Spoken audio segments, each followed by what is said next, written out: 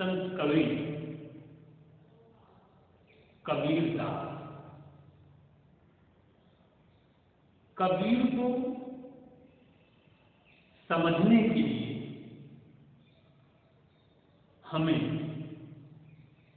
कबीर के जीवन संदर्भ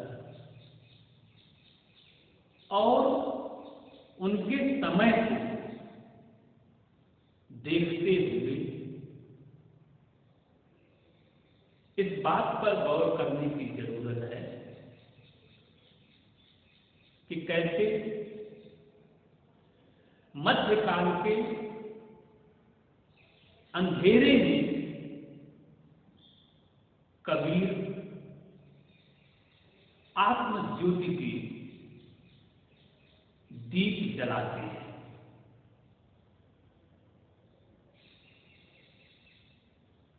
कबीर वैसे देखा जाए तो हाशिए पर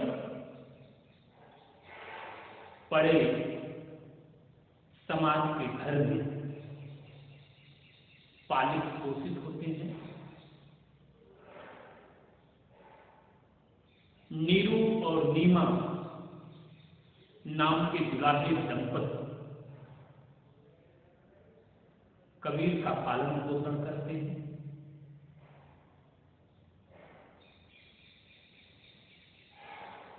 काशी में कबीर का होना और उस काशी से जो ज्ञान की, भक्ति की और कर्म कांड की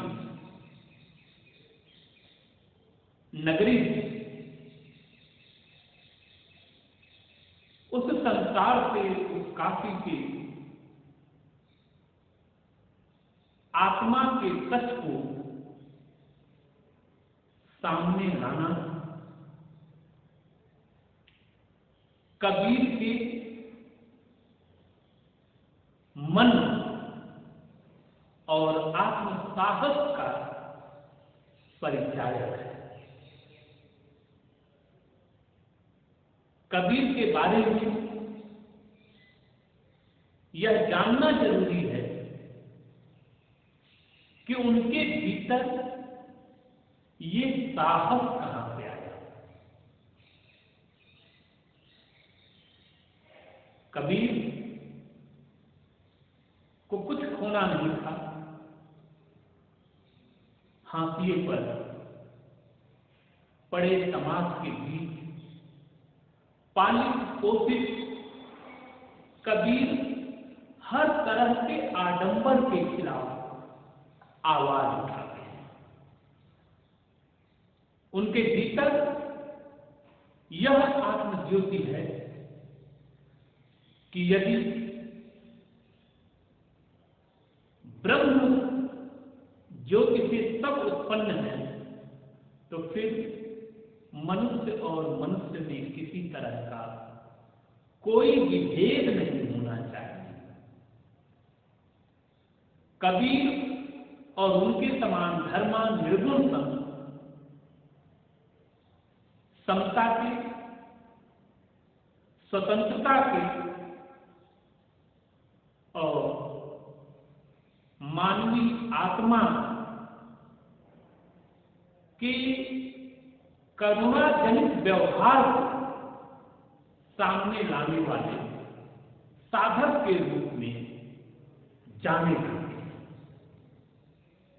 जब हम कबीर को पढ़ना शुरू करते हैं, देखना शुरू करते हैं, समझना शुरू करते हैं, तो कबीर के बारे में सबसे ज्यादा पूछा जाने वाला सवाल कबीर के समाज सुधारक रूप का है। कबीर को समाज सुधारक कहा जाता है। किन अर्थों में, किन रूपों में कबीर समाज सुधारक है? कैसे कबीर समाज सुधारक बनते हैं? मूलतः कबीर कवि है, भक्त हैं और अपनी आत्म की स्वतंत्रता को गाने वाले एक ऐसे साधक के रूप में हमारे सामने कबीर उपलब्ध होते हैं कि अपनी बात को कहने के लिए किसी भी तरह का प्रपंच कबीर को नहीं चाहिए। जो कुछ भी कहा जाना है वह सीधे सीधे अभिव्यक्त होना है, सीधे सीधे कबीर ने कह दिया। और यह सीधे सीधे कहने वाली बात कबीर को समाज सुधारक के रूप में आम जन के सामने अवतरित करती है, आम जन के सामने समाज सुधारक के रूप में रखती है। क्योंकि मध्यकाल का जो दौर कबीर ने देखा, जो समाज कबीर के सामने है, वह तरह तरह के वायाचार, आडंबर और तंत्र और मंत्र में उलझा हुआ एक ऐसा समाज है जिसे अपनी गति दिखाई नहीं दे रही है। उस समाज को कबीर जैसे साधक, निर्गुणिया संत परम तत्व का ज्ञान कराते हैं। और इस परम तत्व का ज्ञान कराने के लिए कबीर को अपने समय में प्रचलित हर तरह की रूढ़ मान्यताओं का, हर तरह की जड़ताओं को तोड़ने का काम करना पड़ता है। कबीर और उनके समान धर्मा संत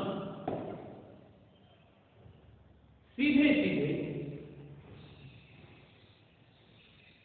जातिवाद, धर्मवाद, अर्थवाद और हर तरह के पायाचार और प्रदर्शन का निषेध करते हैं। कबीर कहते हैं कि पाहन पूजे हरि मिले तो मैं पूजूं पहाड़, घर की चटिया को न पूजे पीस का है संसा।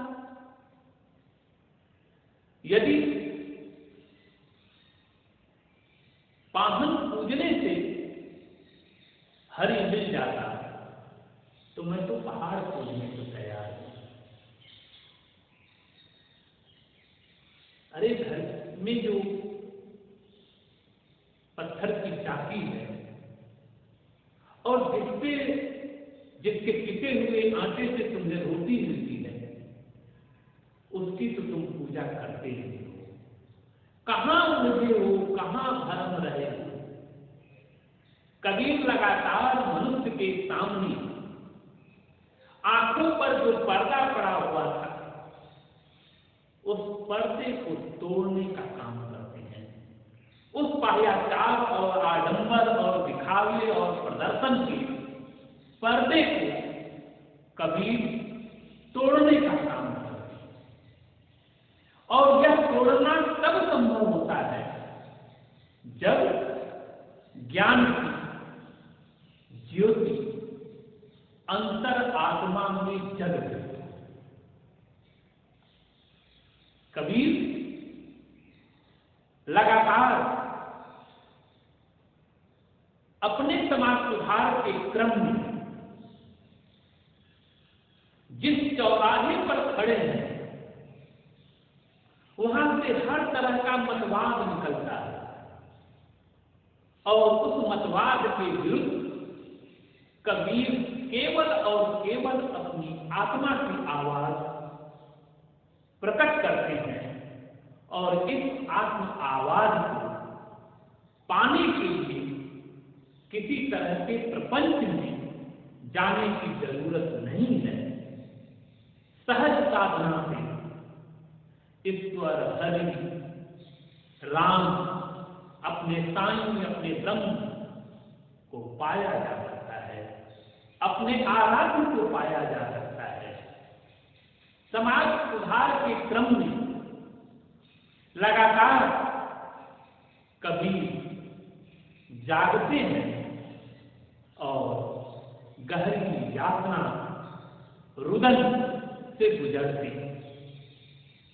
कबीर कहते हैं अपनी एक साखी में, सुखिया सब संसार है, खावे अल सोवे, दुखिया दास कबीर है, जागे अल। यह रुदन क्या है? यह हर युग में सजग आत्मा का, सचेत आत्मा का अपने समाज में उठाए गए सुधार कदमों के क्रम में यातना रुदन है। सारा संसार सुखी पड़ा हुआ है, सोया हुआ है, उसे कोई मतलब नहीं है। पर जो व्यक्ति ईमानदार संवेदन के साथ समाज के लिए चलता है, समाज को बनाने के लिए चलता है, उसे गहरी यातना और रुदन से गुजरना पड़ता है। कबीर के सामने सबसे जो विकट स्थिति थी वह तमाम उन मताग्रहियों की थी जो अपने अपने सच को, अपने अपने दावे को आडंबर और प्रपंच के साथ समाज के सामने प्रस्तुत कर रहे थे। उन सबके नकली खेल को, उन सबके मिथ्यावाद को, प्रपंच को कबीर उलट कर रख देते हैं। कबीरदास जी साफ साफ कहते हैं, जो भी मन ना रंगाए, रंगाए जोगी कपड़ा। छापा तिलक कपड़ा पहन लेने से आत्मा नहीं बदलती। आत्मा के सच को कबीर प्रकट करते हैं और आत्मचेतना से जब हम जाग जाते हैं, हमारी आत्मा जब जाग जाती है, तो हमारे भीतर किसी भी तरह के मतवाद के लिए जगह नहीं होती, किसी भी तरह के आडंबर के लिए जगह नहीं होती, किसी भी तरह के दिखावे और प्रदर्शन के लिए जगह नहीं होती। कबीर और उनके समान धर्मा निर्गुण संतों का समाज के लिए सबसे बड़ा योगदान है कि उन्होंने समाज में जो खाई बनी हुई थी, जो तरह तरह की दीवारें थी, उन दीवारों को ध्वस्त करके मनुष्य के लिए एक समरस, बराबरी का, समतापूर्वक समाज का निर्माण करना शुरू किया, जिस रास्ते पर चलकर मनुष्य को मुक्ति मिल सकती थी। मनुष्य के मुक्ति के लिए किसी भी तरह के पद और प्रतिष्ठा की जरूरत नहीं थी, उसे सहज साधना में, सहज भक्ति में, ईश्वर के नाम में डूबने की जरूरत थी। कबीर को समाज सुधारक के रूप में विद्रोही, अक्खड़ और पता नहीं क्या क्या कहा जाता है, पर कबीर साहब कितने विनम्र हैं, कितने निर्मल हैं। यदि इस बात को जानना हो तो उनके उन पदों को उठाकर पढ़ना चाहिए जो सज्जन से, साधु समाज से, सही मार्ग पर चलने वाले लोगों से कबीर किस तरह की भाषा में पेश आते हैं। आप देखिए कि वहां कबीर बराबर साईं, साधु, सहज समाज भली, साधो सहज समाज भली की बात कर।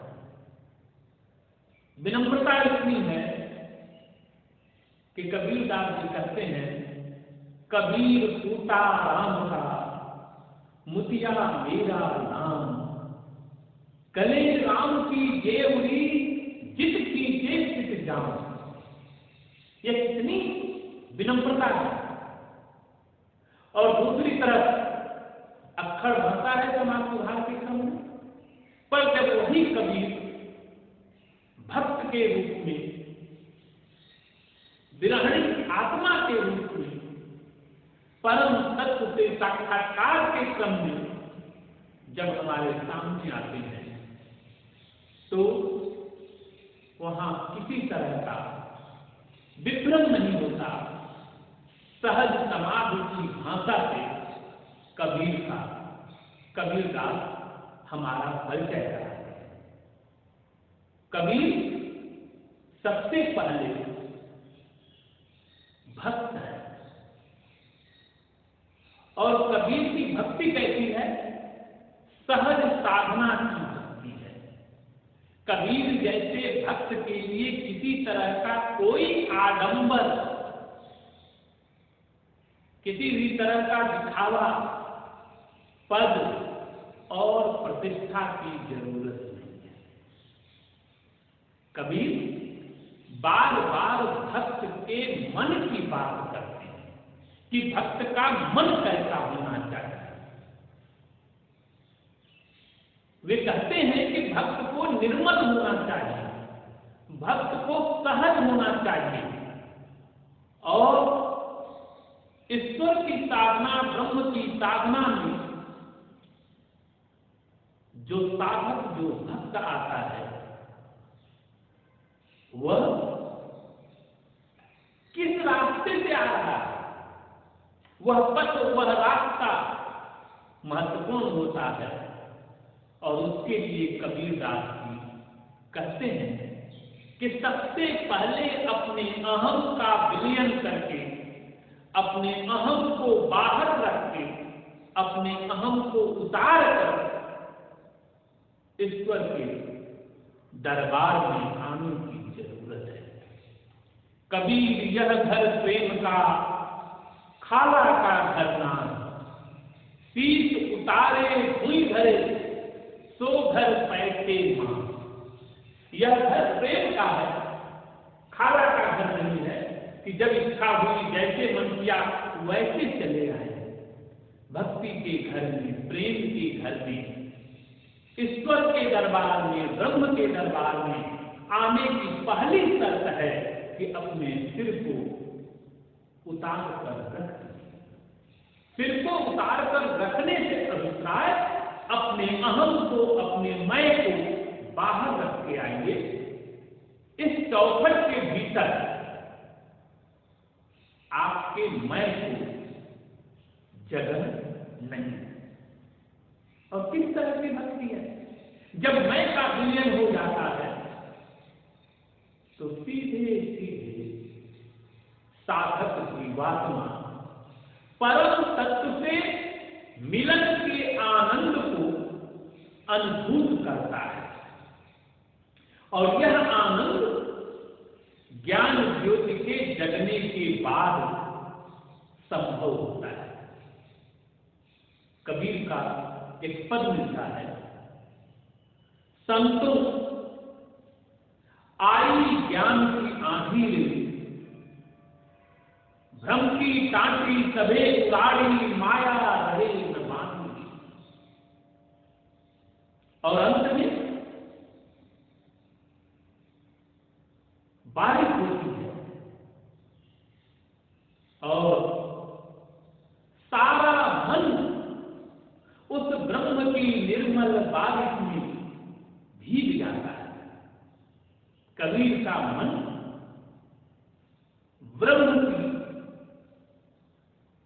ज्ञान की बरसात से भीगा हुआ है, और उससे पहले आंखों पर जो पर्दा है, उस पर्दे को ज्ञान की आंधी से, ज्ञान की तलवार से कबीर साहब खत्म कर दे। बारिश के बाद जो प्रेम रस का छींटा पड़ता है, उसमें आत्मा अपनी परमात्मा के साथ भीग जाती है। सहस्त्रसार का, ब्रह्मानंद का, ब्रह्म की अनुभूति का अवगाहन करती है, ब्रह्म का रसपान करती है। आत्मा के इस चरम जागरण को कबीर साहब प्रकट करते हैं, अपनी वाणी में बार बार अभिव्यक्त करते हैं। भक्ति सहज है। कबीर साहब बार बार सहज समाधि की बात करते हैं। वो कहते हैं कि मैं कुंडली जागरण या बैठकर आसन मारने, आंख मूंदने, कान पकड़ने, कान कटाने की बात नहीं करता। जब परम तत्व से, ब्रह्म से, राम से मिलना होता है, तो कबीर का कवि मन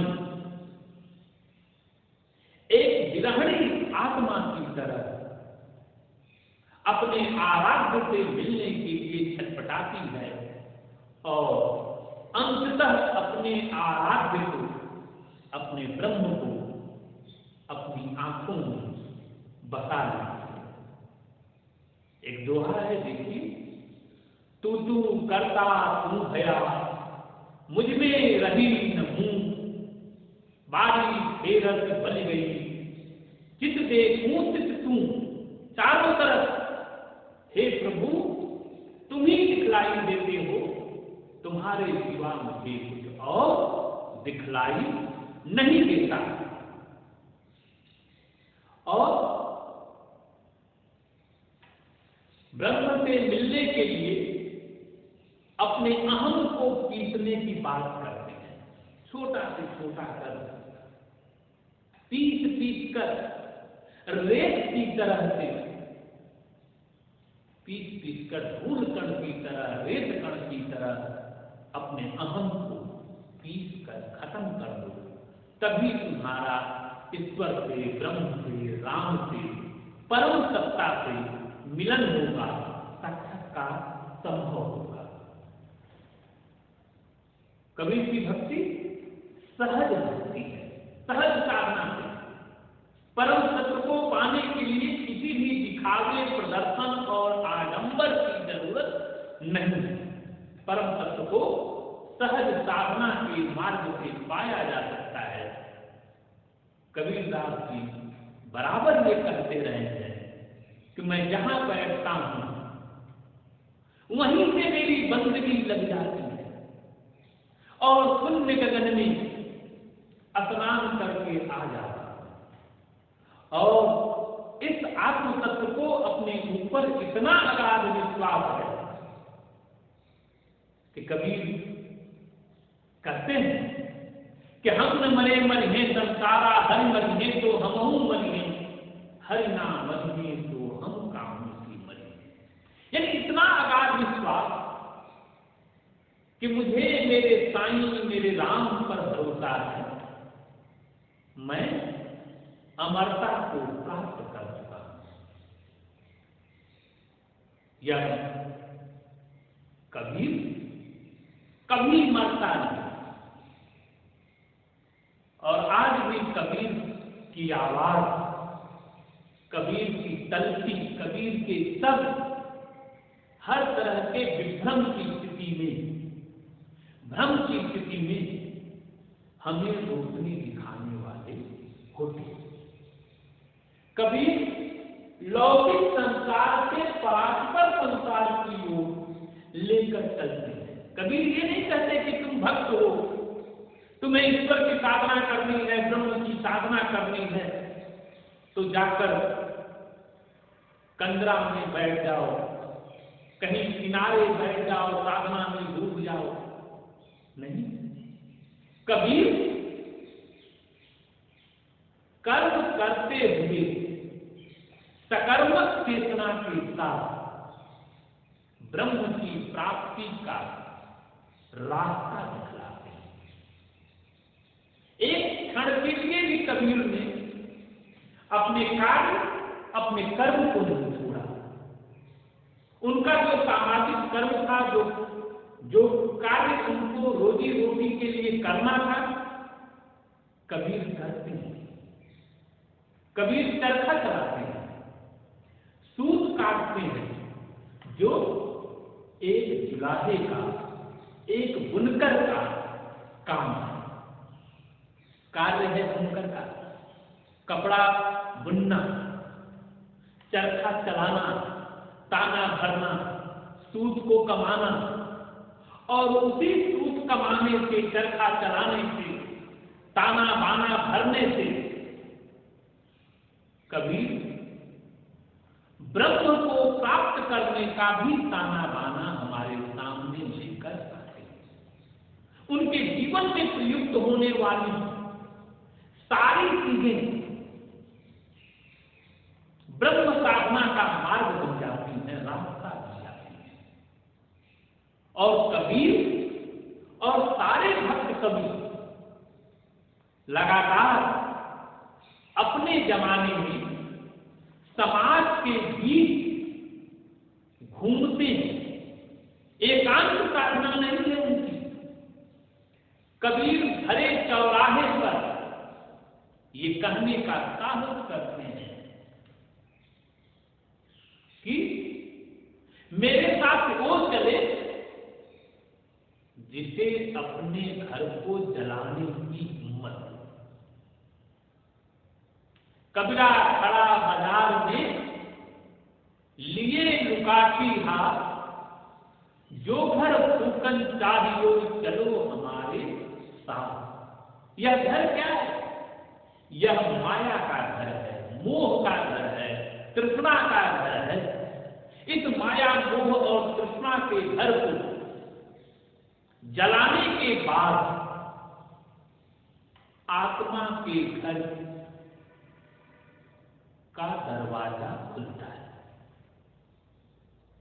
और इस आत्मा के दरवाजे में प्रविष्ट होने के लिए किसी भी तरह के आडंबर की जरूरत नहीं है।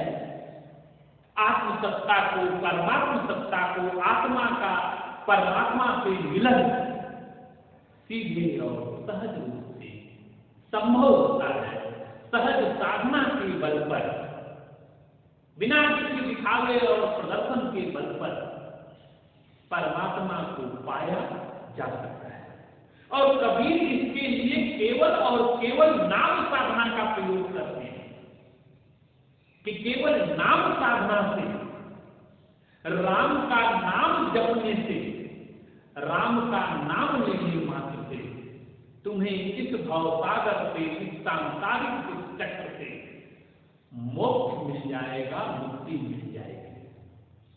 लेकिन इस मुक्ति के लिए तुम्हें काशी और किसी तीर्थ पर जाने की जरूरत नहीं है। तुम यहीं बैठे बैठे सहज समाधि से अपने आराध्य, अपने ब्रह्म को पा सकते हो, क्योंकि ब्रह्म की सत्ता और तुम्हारी सत्ता में किसी तरह का कोई भेद नहीं है। एक ज्योति से सब उत्पन्न, एक ही ज्योति से सभी उत्पन्न हुए हैं, और वह ज्योति, वह मूल तत्व जो है, वह परमात्म तत्व है। उसी का चैतन्य तुम्हारे भीतर प्रकाशित हो रहा है, और एक दिन वह चैतन्य प्रकाश, मूल प्रकाश तत्व में, मूल परमात्म तत्व में जाकर मिल जाता है। तो आत्मा एक दिन अपनी मूल सत्ता से, परम सत्ता से मिल जाती है। इस परम सत्ता से मिलने के लिए आत्मा को, आत्मा के आसपास जो घिरी दुष्चक्र है, जो शक्तियां हैं, जो माया है, तृष्णा है, लोभ है, मोह है, यह जो सांसारिक चक्र है माया भेद का, इस माया भेद के सांसारिक चक्र से मुक्त होने के बाद ही तुम सही मायने में परम तत्व का, ईश्वर का साक्षात्कार कर सकते हो। इस तरह कबीर को समझने के लिए हमें 3 बिंदु को देखने की जरूरत है कि कबीर किस रूप में हमारे सामने आते हैं। सबसे पहले कबीर का जो रूप दिखलाई देता है, वह एक समाज सुधारक का रूप दिखलाई देता है। इस समाज सुधारक रूप से कबीर अपने समय और समाज में अपनी एक स्थिति, अपनी एक प्रतिष्ठा बनाते हैं और समाज का भरोसा जीतते हैं, समाज के लोगों को अपने साथ खड़ा करते हैं। कबीर एकांतिक साधना के उपासक नहीं है, अकेले बैठकर उपासना करने वाले नहीं हैं। कबीर पूरे समाज को जगाते हैं। फिर कबीर को समझने के लिए कबीर के भक्त रूप को देखना होगा। कैसी भक्ति? सहज भक्ति, किसी तरह का कोई आडंबर नहीं, निर्मल आत्म का प्रकाश। मूल सत्ता को समझने के लिए अपने भीतर उतरना, और अपने भीतर हम तभी उतर पाते हैं जब हम अपने आसपास के माया जनित संसार का निषेध कर चुके हों, खंडन कर चुके हों। हमारे पास जो लोभ है, मोह है, तृष्णा है, क्रोध है, ये सारी अग्नि की तरह है जो हमें बार बार जलाती रहती है। जब हम इस अग्नियों को अपने से दूर कर लेते हैं, जब हम पंच कर्मेंद्रियों और पंच ज्ञानेंद्रियों के बस में न होकर इनके कहे अनुसार न चलते, जब हम अपने मूल मनस्तत्व, चेतन तत्व, आत्म तत्व से नियंत्रित होते हैं, संचालित होते हैं, तो सही मायने में हम अपने वास्तविक रूप को समझ पाते हैं। और यह वास्तविक रूप तब समझ में आता है जब हम अपनी सत्ता को, अपने अहम को उतार कर आत्मा को समझने के लिए, परमात्मा को समझने के लिए एक साधक के रूप में, सहज रूप में आते हैं।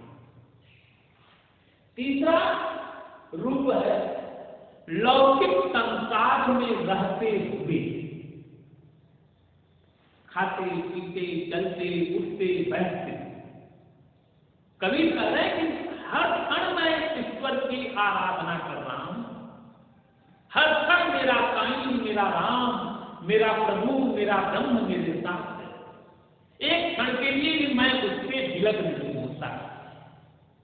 और ये लौकिक संसार के सारे कृत्य मैं करते हुए चलता हूं।